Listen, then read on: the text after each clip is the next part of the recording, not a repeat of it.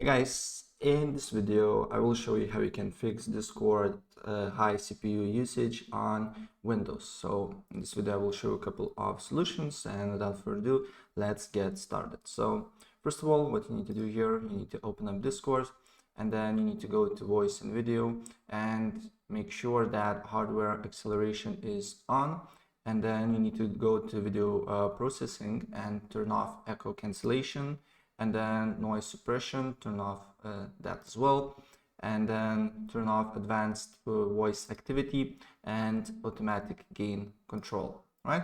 And now basically your Discord should use way less of your CPU power, right? And if this guys is not working, maybe you have some corrupted files on Discord.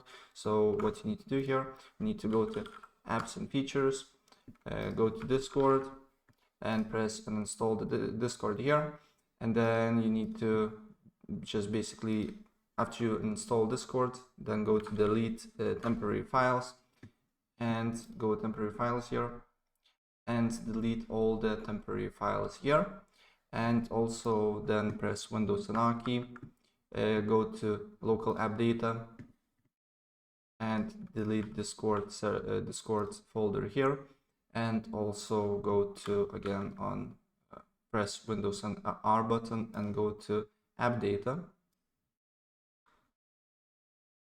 and delete this folder again, and then go to discord.com and install your Discord again on your computer. And if you had some corrupted files, it will fix the problem. But normally the first method should fix your high CPU usage on Discord, right? So that's pretty much it what I want to show you, and if I help you out, please press like button and subscribe for more. Take care.